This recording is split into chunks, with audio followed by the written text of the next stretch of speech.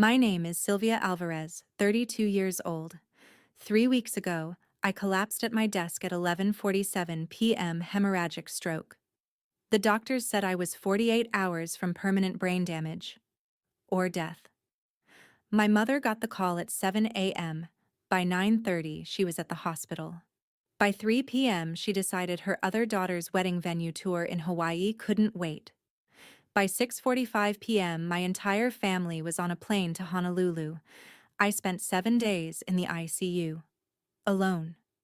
Or so I thought. When I finally woke up, the nurse handed me the visitor log. One name appeared every single night. A name I'd never heard before. A man who sat outside my glass door for 3 hours the first night. Just watching. A man who paid my entire $139,000 bill in cash and asked the hospital to keep his identity secret. My mother's face when she saw that name told me everything she'd hidden for 32 years. Every Sunday at 6 p.m., my phone rings. Not because my mother misses me, not because she wants to hear about my week. No. Sunday at 6 p.m. is when Vivian Alvarez calls to update me on expenses. "Sylvia, honey," she said, her voice carrying that particular sweetness she reserves for requests. "Your father's truck needs new tires. That's $480. And Brittany's wedding planner needs the deposit. $2,200. Oh, and the electricity bill was higher this month. Can you send an extra $300? I did the math while she talked. $480 plus $2,200 plus $300. That's $2,980 on top of the $800 I already send every month. Mom, that's almost $3,000. I just sent you money last week for Sylvia." Her voice sharpened. "Just slightly. Just enough. You don't have a family to support. No husband, no children. Brittany is getting married. She needs help. You make good money. What else are you spending it on?" I wanted to say. My rent. My student loans. My savings for a house I'll probably never buy because I keep emptying my account for you. But I didn't. I never do. "I'll transfer it tomorrow," I said. "Tonight would be better. The tire shop closes early on Mondays." After she hung up, I opened the Excel file I've kept since I was 25. 7 years of records. Every dollar I've sent home. Every emergency that wasn't. Every loan that was never repaid. I scrolled to the bottom. Total. $187,400. $187,400. I earn $126,000 a year. After taxes, that's roughly $94,000. I've been sending home an average of $26,771 per year.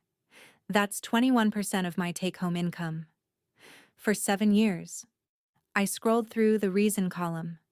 Brittany's car payment. Brittany's credit card. Brittany's apartment deposit. Brittany's vacation. Brittany's dental work. Brittany's designer bag she needed for a job interview. 90% of the entries had my sister's name attached. My phone buzzed. A text from Brittany. A photo of a wedding dress. Strapless, lace, probably more expensive than my first car. "Isn't it gorgeous? It's $4,800. Mom said you'd help with the dress. Also, I need $25,000 for the wedding fund. You're the maid of honor, so you should contribute more than anyone." $25,000. I stared at the message for a long time. Then I typed, "I'll see what I can do." She replied with a heart emoji. "You're going to love Hawaii," my mother said on the phone. "The resort has an infinity pool. Brittany found it on Instagram." "I can't go, Mom. The IPO is in 3 weeks. I can't leave." "Oh, Sylvia, you always have an excuse. Work, work, work. You know Brittany wanted you there to help choose the venue." "I thought this was a venue scouting trip, not the actual wedding." "It is. But Brittany needs opinions. And since you're not coming, the least you can do is pay for the trip. Your father and I certainly can't afford it." The least I could do. The flight was $2,400 for 3 people. The resort was $3,200 for 7 nights. Tours and meals would add another $2,600. Total, $8,200. I'll transfer it tonight, I said. Thank you, honey. You know how much this means to Brittany. I knew. After the transfer, I checked my bank account. Balance, $4,230. 18 days until the IPO. 18 days until my stock options vested. 18 days until I'd finally have financial breathing room. I just needed to survive 18 more days. I stood in front of my bathroom mirror before bed, doing something I'd done 1,000 times before. Comparing. I'm 5'9". My mother is 5'4". My father is 5'6". Brittany is 5'5". I have blue eyes. My mother has brown eyes. My father has brown eyes. Brittany has brown eyes. I have light brown hair that turns almost blonde in summer. Everyone else in my family has dark hair, nearly black. When I was 16, I asked my mother why I looked so different. She stared at me like I'd slapped her. What do you mean by that, Sylvia? What exactly are you implying? I never asked again. My phone buzzed. An email from Reed, my CEO. Sylvia, timeline accelerated. IPO moved to November 28th. I need the operations audit complete by the 15th. You're the only one I trust with this. Reed. November 28th. That was 2 weeks earlier than planned. I closed my eyes. 18 days just became 11. The next 6 weeks blurred into fluorescent lights and cold coffee. Our CFO quit without notice 3 weeks before the IPO. Reed dumped his entire workload on me.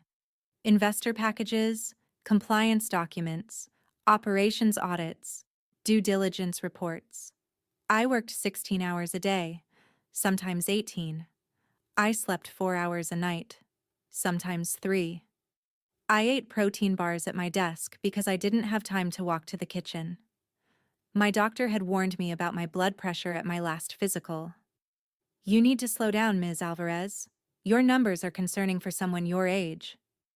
I didn't slow down. The IPO was worth $12 million in funding. 40 employees depended on this deal going through. My stock options would vest at $280,000 if we succeeded. I just needed to hold on. Reed had sent another email. Sylvia, I know this is a lot, but if we miss this window, we lose everything. You're the only one I trust to handle this. Reed. I typed my reply. On it. My head was pounding. It had been pounding for 3 days. I figured it was just tension, stress, dehydration. I reached for my water bottle. My hand missed. I tried again. My fingers wouldn't cooperate. The words on my screen started to swim. The letters rearranged themselves into patterns that made no sense. I thought, I need to call someone. I reached for my phone. My arm didn't move. The last thing I saw was my laptop screen dimming, the cursor blinking on an unfinished sentence, then the floor rushing up to meet me. Then nothing. The security guard found me at 11:52 p.m. through the hallway camera. By 12:03 a.m., I was in an ambulance. By 1:15 a.m., I was in the emergency room at St. David's Medical Center. Diagnosis: hemorrhagic stroke. The ER doctor called my emergency contact at 1:15 a.m. No answer. Again at 1:47 a.m. No answer. Again at 2:30 a.m. No answer. Again at 5:45 a.m. No answer. At 7 a.m. my mother finally picked up. I don't remember the ambulance. I don't remember the ER. I don't remember being intubated or scanned or poked or prodded. I only know what the nurses told me later. Room 4, 1, 2. 4th floor. Intensive care unit. Glass walls facing the hallway. Monitors beeping in steady rhythm. Fluorescent lights that never turned off. My phone sat on the bedside table. 4 missed calls from the hospital to my mother. No calls back. The nurse's note from that night read, "Patient, Alvarez. Sylvia M. Emergency contact notified at 0700. Family confirmed arrival ETA 2.5 hours. 2.5 hours. My parents live in Round Rock. That's a 25-minute drive. They arrived at 9:30 a.m. My mother, my father, my sister. They stayed for 33 minutes. I was unconscious, so I didn't see any of this. But the hospital security footage showed everything, and Amanda, the ICU nurse, told me the rest. Brittany didn't come into my room. She sat in the hallway, scrolling through her phone, complaining that the hospital smell makes me nauseous. My father stood in the corridor making phone calls. To whom, I still don't know. My mother spoke with Dr. Rodriguez for 11 minutes. Then she came into my room, looked at me, eyes closed, tubes everywhere, and checked her watch. At 10:03 a.m. they left. 33 minutes. Amanda told me what happened next because she overheard my mother on the phone in the hallway before they left.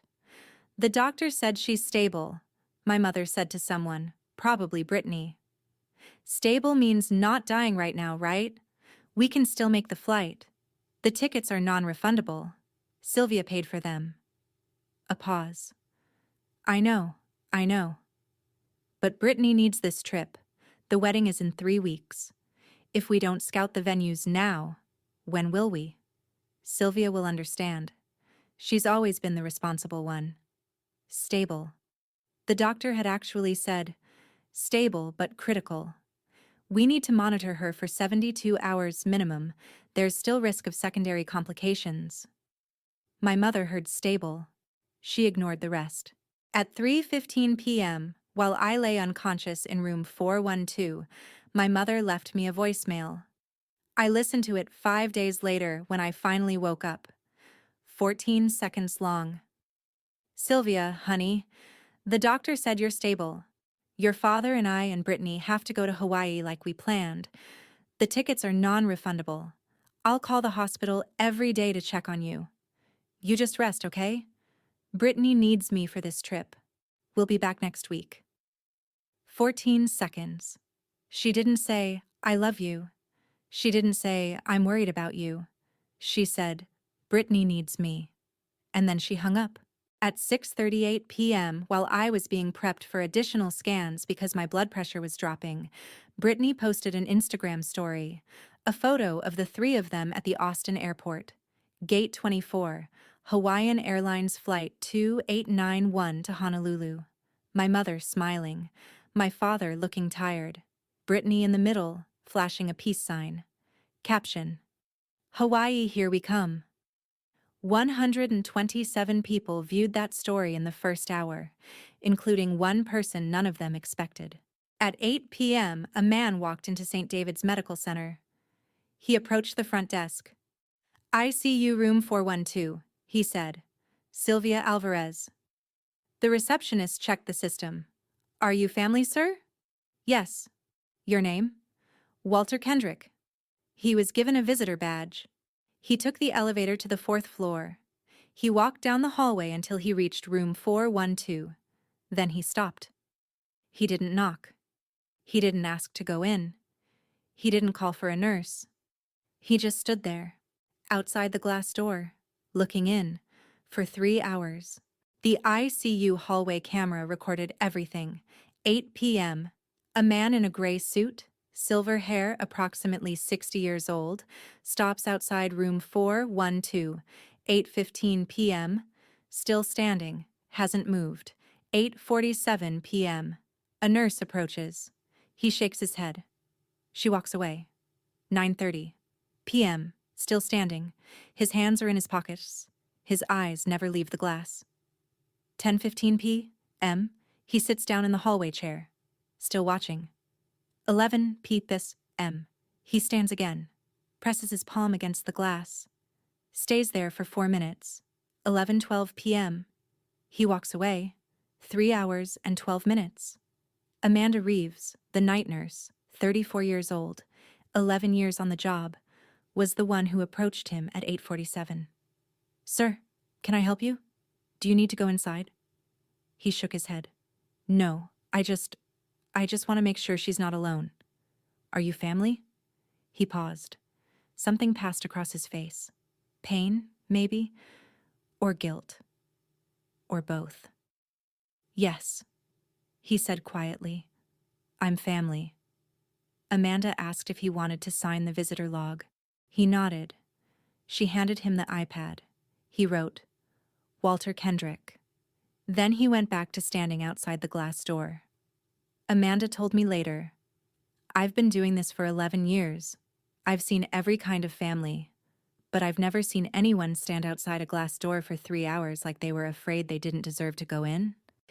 He came back the next night, 7:45 p.m., same gray suit, same silver hair. This time he brought a laptop. He sat in the hallway chair and worked. A MacBook Pro, screen angled away from the corridor. Every few minutes, he'd look up at room 412, then back to his screen. At 9:30 p.m., he closed the laptop. He stood up. He walked to the door. This time, he went inside. Amanda was at the nurse's station. She watched him through the glass. He pulled the visitor chair close to my bed. He sat down. He didn't touch me. He just looked at my face for a long time. Then he said something. Amanda couldn't hear through the glass, but she saw his lips move. Later, she asked him what he'd said. He just smiled, a sad, broken smile, and shook his head. He stayed for 47 minutes. Then he left. Amanda made a note in my file. Visitor, Walter Kendrick, stated my daughter when entering. Verify relationship with patient family. She tried calling my mother to verify. No answer. She tried again. No answer. She tried a third time. Voicemail. Amanda pulled up my visitor log that night. November 18th, Walter Kendrick. 8 p.m. to 11:12 p.m. November 19th, Walter Kendrick. 7:45 p.m. to 11:30 p.m. No other names. No Vivian Alvarez. No Gilbert Alvarez. No Brittany Alvarez. Just Walter Kendrick. A man none of us had ever heard of. A man who claimed to be my father. Amanda stared at the screen for a long time. "I've seen a lot of families fall apart in hospitals," she told me later. "People show you who they really are when someone they love is dying. But your family? They didn't even show up. And this stranger, this man who stood outside your door like he was terrified to come in, he was there every single night." She paused. "I didn't know who he was to you, but I knew one thing. He cared. Whatever else was true, that man cared." On the morning of November 20th, Dr. Rodriguez ordered a new CT scan. Something wasn't right. My vitals were stable, but not improving. My brain swelling should have been decreasing. It wasn't. By 9:30 a.m., he had the results. Myocarditis, secondary inflammation of the heart muscle, a complication of the stroke, triggered by the massive stress response in my body. "If we don't operate within 48 hours, Dr. Rodriguez told Amanda, she has a 40% chance of not waking up at all." 48 hours. The surgery would cost $45,000. They needed family consent. Amanda called my mother's number. For the 7th time since I'd been admitted. This time, someone answered. "Hello?" My mother's voice. Cheerful, relaxed. In the background, waves, music, the clink of glasses. "Mrs. Alvarez, this is Amanda Reeves, ICU nurse at St. David's Medical Center. I'm calling about your daughter, Sylvia." "Oh, yes. How is she? Still stable?"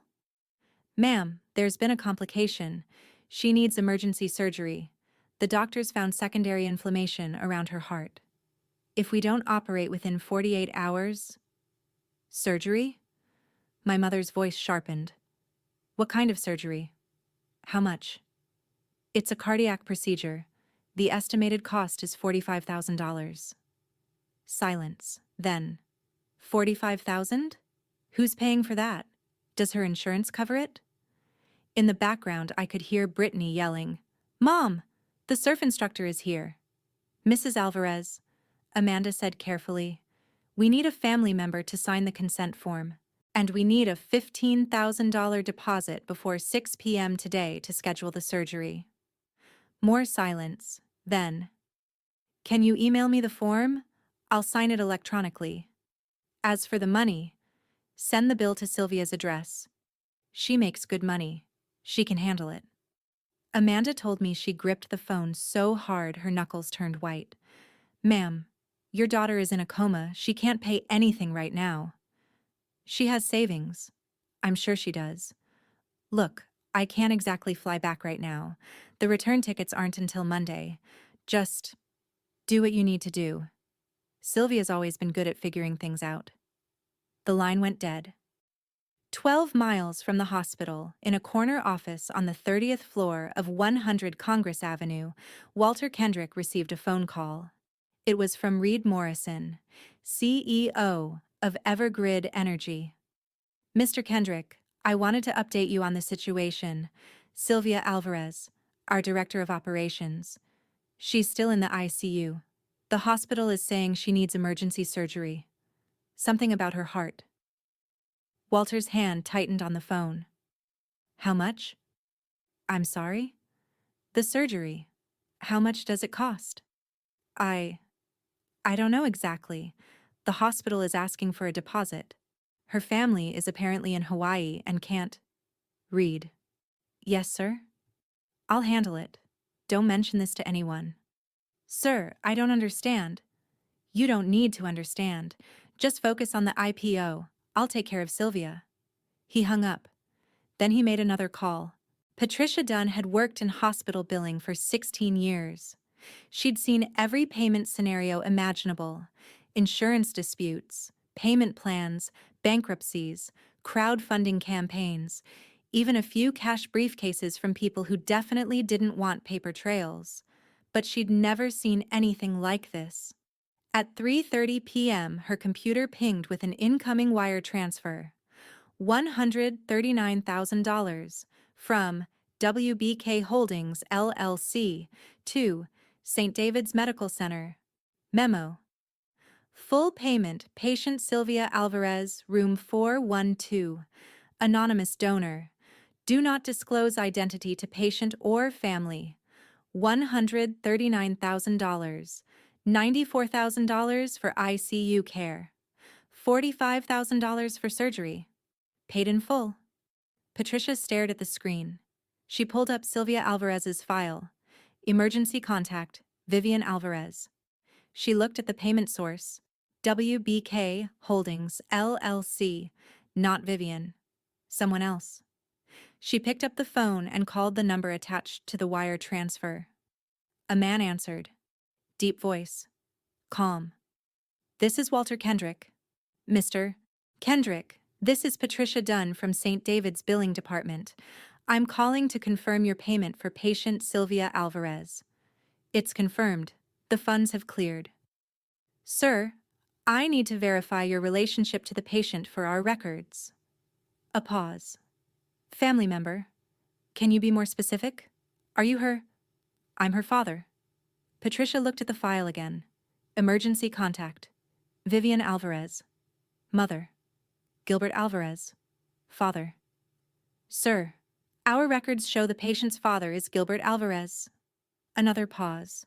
Longer this time. "There's more than one kind of father, Ms. Dunn. Please process the payment and ensure Ms. Alvarez receives the surgery she needs. I don't want her to know who paid." "Not yet." The line went dead. Patricia sat back in her chair. She looked at the payment confirmation on her screen. Then she looked out her window, toward the ICU wing. In the hallway outside room 412, she could see a man sitting alone. Silver hair, gray suit. Laptop closed on his lap, eyes fixed on the glass door. "That man," she murmured to herself, "is the only family that girl has." At 5:45 p.m. Austin time, my mother finally sent the signed consent form. Attached was a brief message. I've signed the form. Please note that I expect the insurance to cover most of this. If there's any remaining balance, please send the bill to my daughter Sylvia Alvarez directly at her Austin address. She makes good money. Vivian Alvarez. She didn't ask about the surgery. She didn't ask about my chances. She just assumed I would pay my own medical bills, while unconscious, while possibly dying. Patricia read the email twice. Then she looked at the payment confirmation already in the system. $139,000, paid in full, by someone who wanted to remain anonymous. She hit reply and typed, "Mrs. Alvarez, the account has been settled in full. No balance remains." She didn't explain further. Let Vivian wonder. I don't remember being wheeled into surgery. I don't remember the anesthesia, the incision, the 4 hours and 23 minutes I spent on the table while Dr. Samuel Grant worked to repair the damage. But I know who was there. Walter Kendrick sat in the surgical waiting room from 6:45 a.m. until 11:30 a.m. He didn't read. He didn't work. He didn't check his phone. He just sat there, holding something in his hand. Amanda walked past the waiting room on her break. She saw him there, alone, staring at the wall. She saw what he was holding. A photograph. Old, faded at the edges. A woman with dark hair, maybe mid-20s, laughing at something off camera. He was running his thumb across the edge of the photo over and over like a prayer. Dr. Grant came out at 11:23 a.m. The surgery was successful. She's stable. She should wake up within 24 to 48 hours. Walter stood up. For a moment, he looked like he might collapse.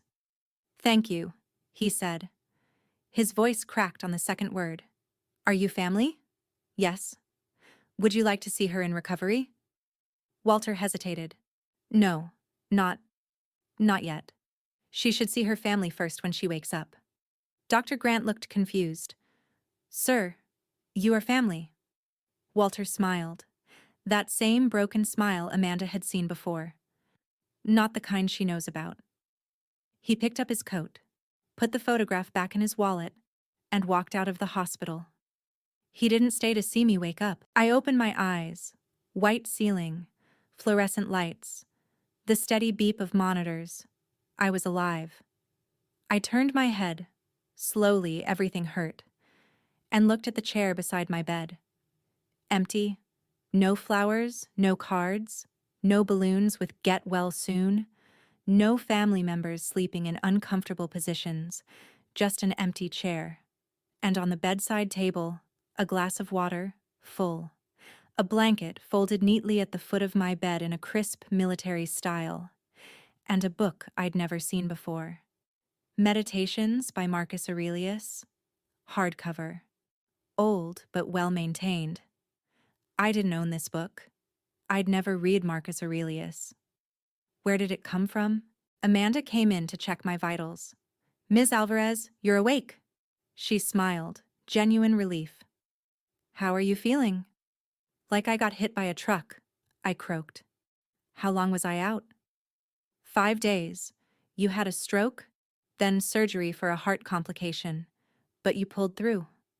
You're going to be okay." 5 days. "Where's my family?"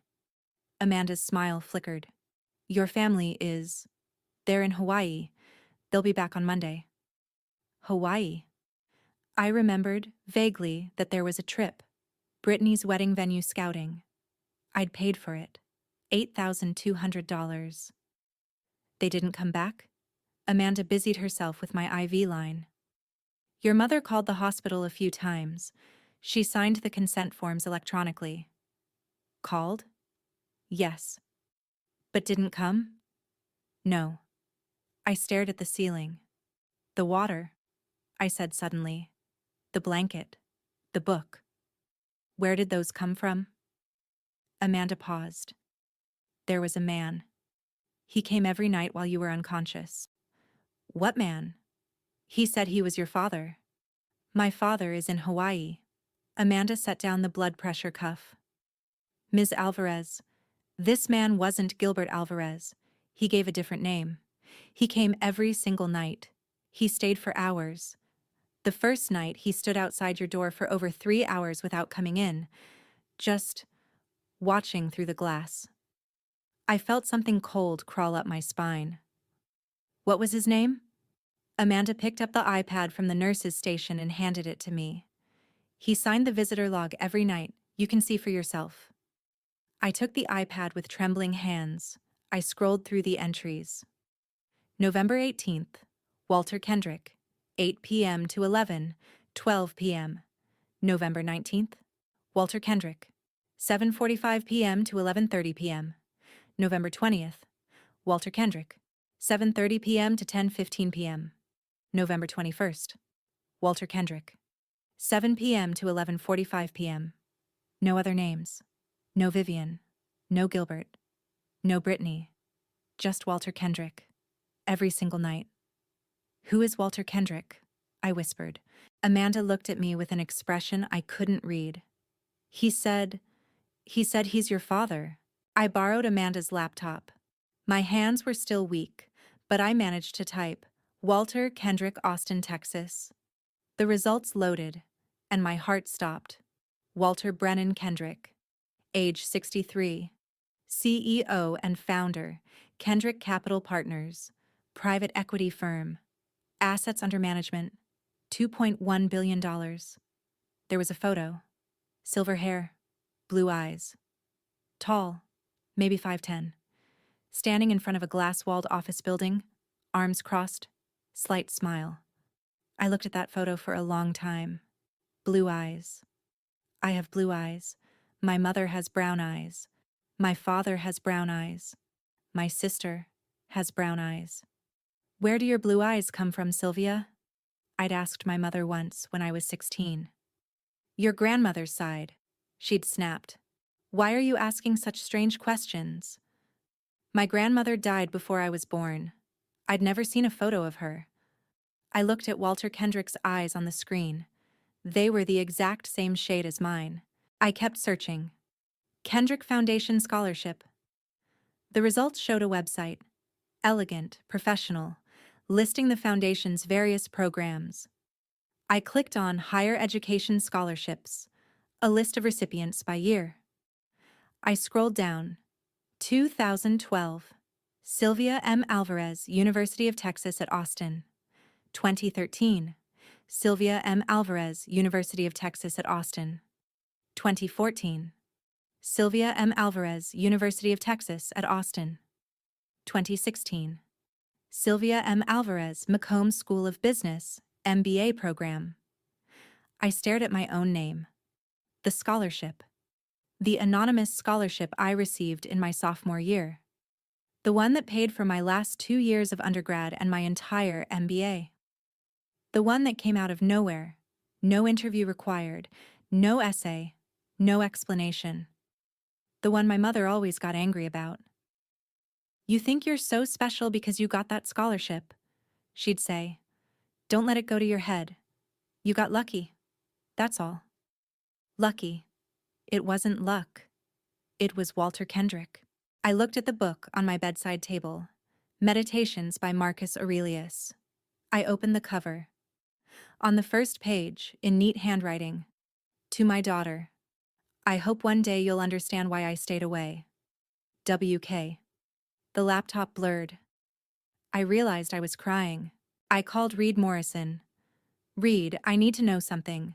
Who's the largest investor in Evergrid? Sylvia? You're awake? Oh, thank God. We've been so worried. Reed, the investor.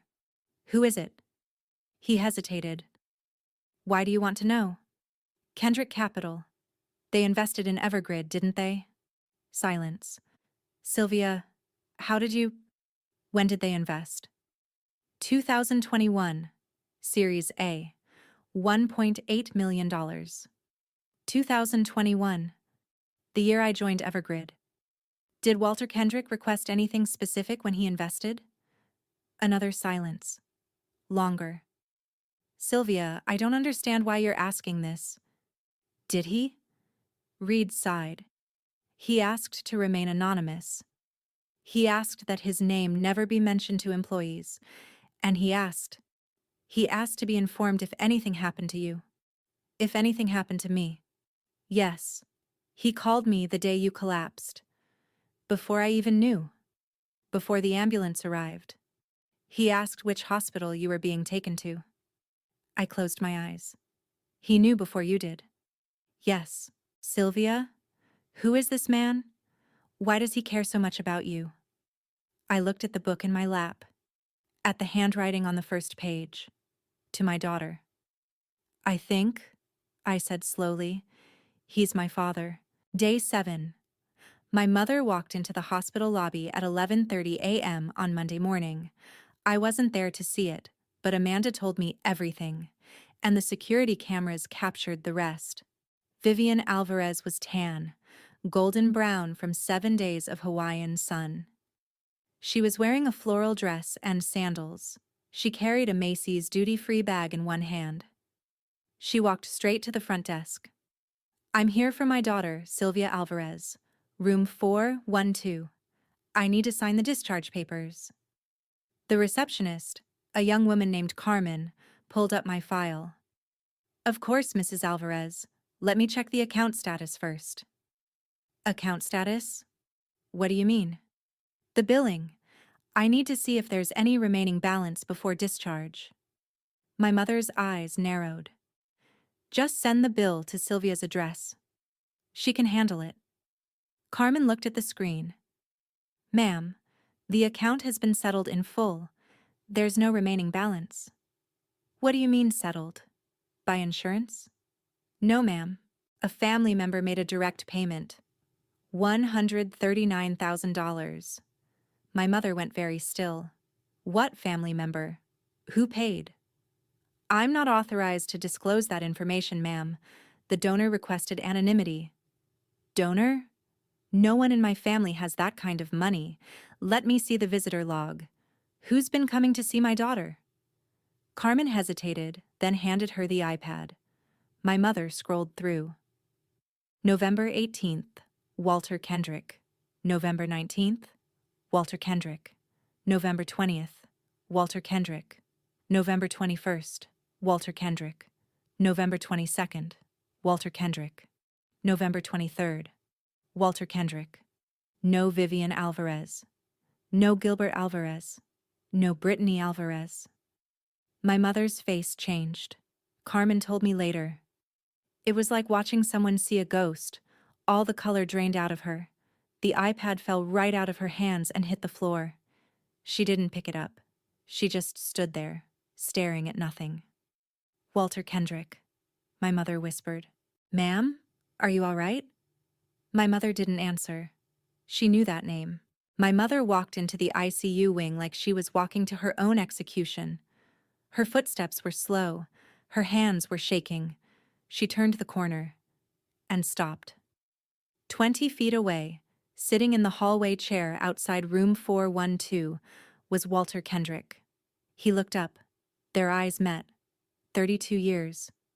That's how long it had been since they'd seen each other. He stood up slowly, not moving toward her, just standing there, waiting. Walter, my mother said. Her voice was barely a whisper. He didn't respond for a long moment. Then he spoke. Low, controlled. Every word precise. 32 years, Vivian. 32 years my daughter thought she wasn't loved.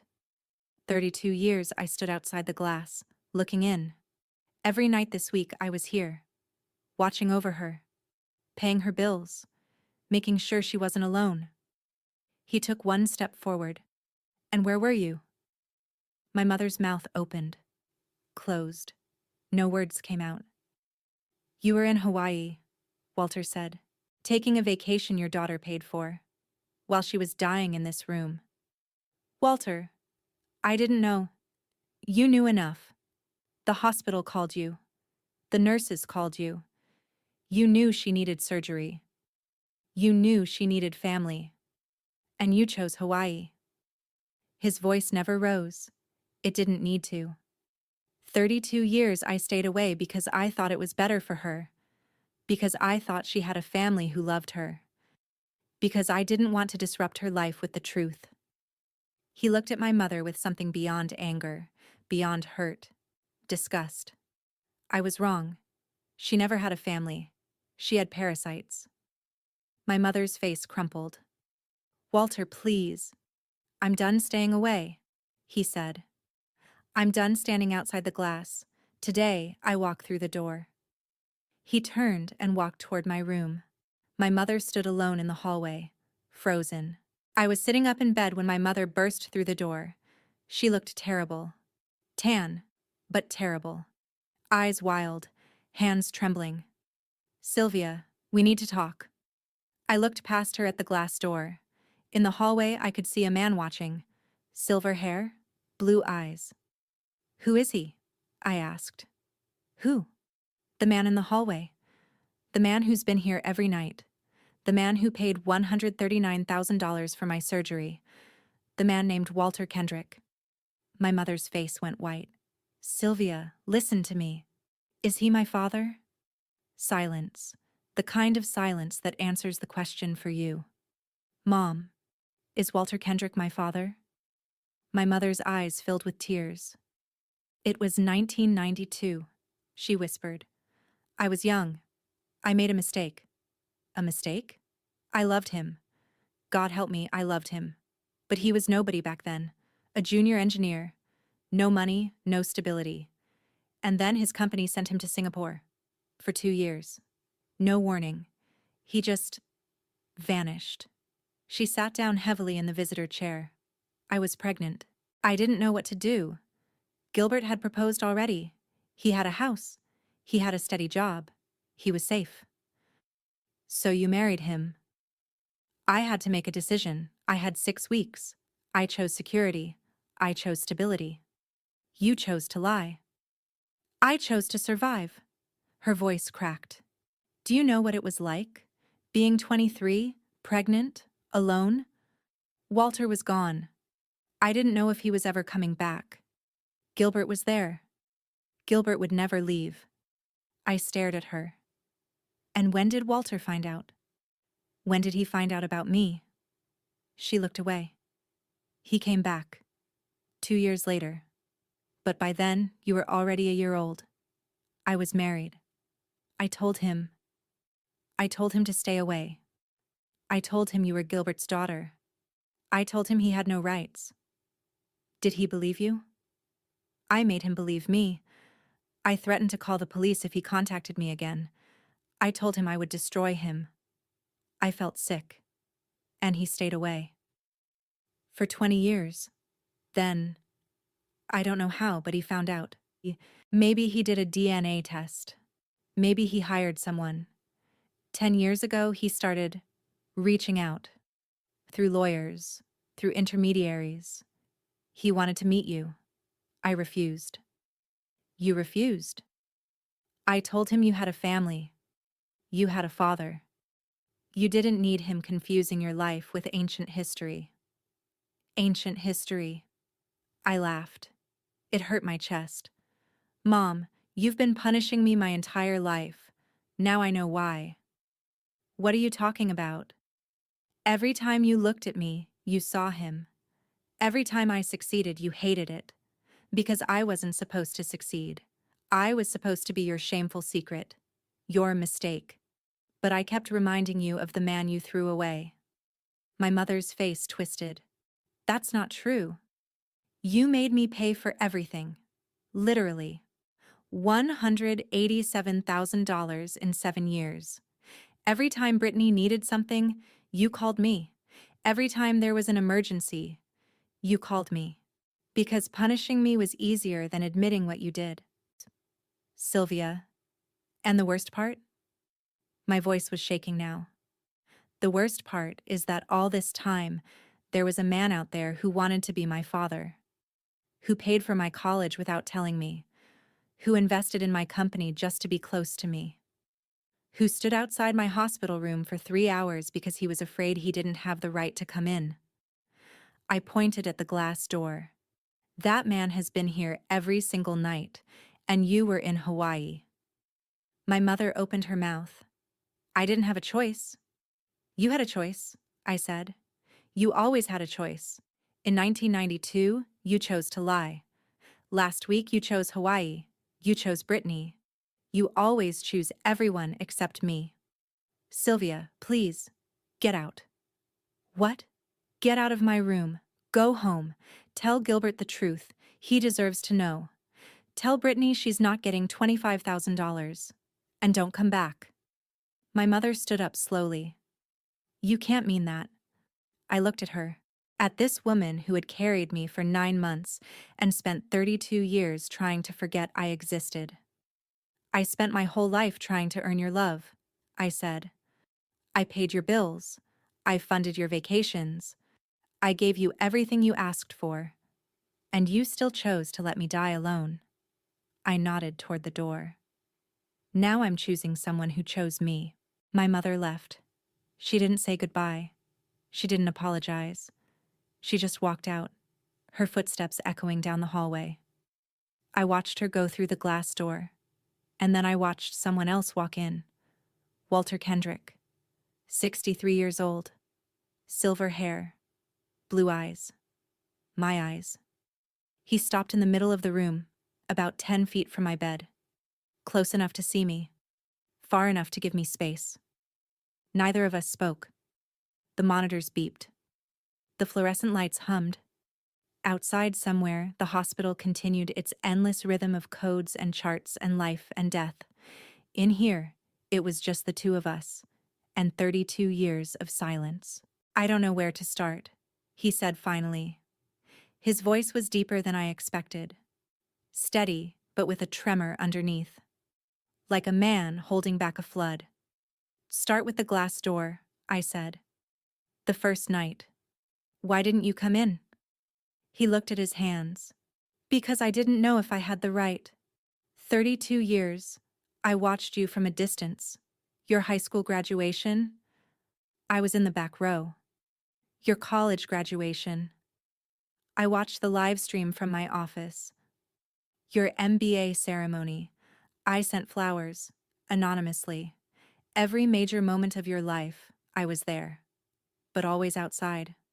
Always behind the glass. He looked up. That first night when I came to the hospital and saw you through that window, tubes everywhere, machines beeping, so still. I thought, this is my daughter, and I don't even know if she'd want me here. But you stayed.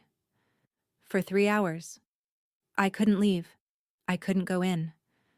So I just stood there, watching, making sure someone was there for you, even if you didn't know it. I felt tears sliding down my face. I didn't wipe them away. The scholarship, I said, that was you? Yes. 2012. I just found out about you. Hired a private investigator, got a DNA sample, confirmed everything. I wanted to help, but I didn't know how to approach you. So I created a scholarship fund, made sure you qualified. The investment in Evergrid? Also me, 2021. When I saw you were working there, I put in $1.8 million. Not because I thought the company would succeed, though it has, but because I wanted to be close to you, even if you never knew. And the $139,000? He smiled slightly. That was easy. You were dying. Someone had to pay. You could have walked away. You could have let my mother deal with it. Your mother, he said the word carefully, has been dealing with it for 32 years. Dealing with it by treating you like a reminder of her worst mistake. Dealing with it by taking your money and giving you nothing in return. Dealing with it by flying to Hawaii while you were in surgery. He shook his head. I couldn't walk away. Not anymore. I have a question, I said. Anything. Your wife. Your family. Did you ever... I was married. For 15 years. Divorced in 2017. He paused. She said I was never fully present. That part of me was always somewhere else. With someone else. She was right. I was always with you, even though you didn't know I existed. No children? No, I couldn't. I already had a daughter. One I wasn't allowed to know. Starting over with someone else felt like betrayal.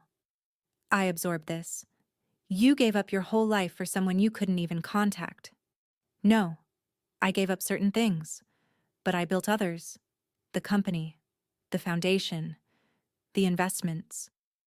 I told myself that even if I couldn't be your father, I could make sure you had opportunities, that you'd never be limited by money or circumstance.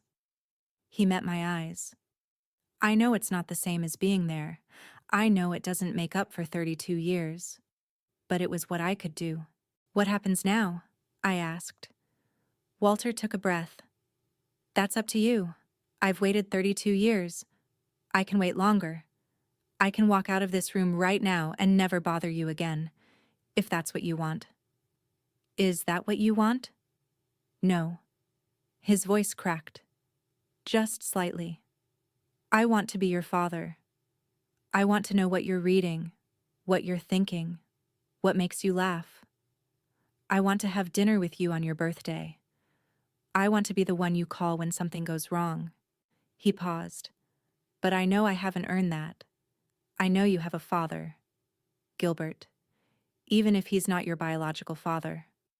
I know this is complicated and painful, and there are no easy answers.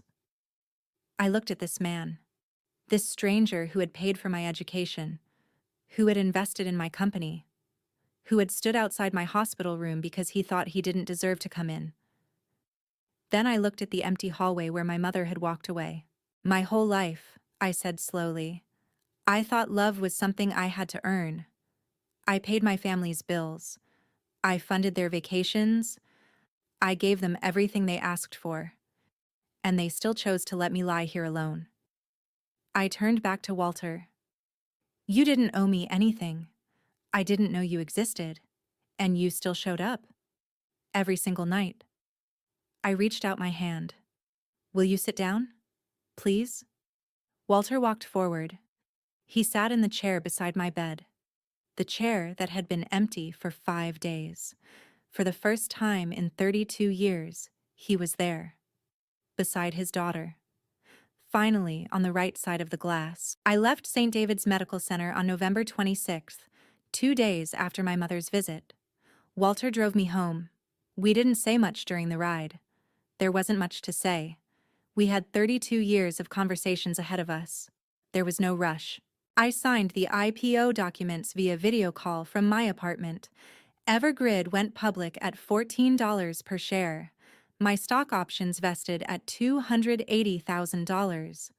For the first time in my adult life, I had money that was truly mine, that no one could guilt me into giving away. Brittany's wedding was supposed to happen on December 6th. It didn't. Without my $25,000 contribution, the budget collapsed. Brittany tried to scale down, but her fiancé's family was embarrassed by the reduced circumstances. The engagement ended 2 days before the ceremony. My mother called me, left voicemail after voicemail. Sylvia, please. Your sister needs you. After everything we've done for you. I deleted them without listening past the first sentence. Everything they'd done for me. Gilbert Alvarez filed for divorce on December 10th. When he finally learned the truth, that the woman he'd loved for 32 years had married him as a backup plan, that the daughter he'd raised wasn't biologically his, that his entire life was built on a lie. He didn't scream, didn't cry.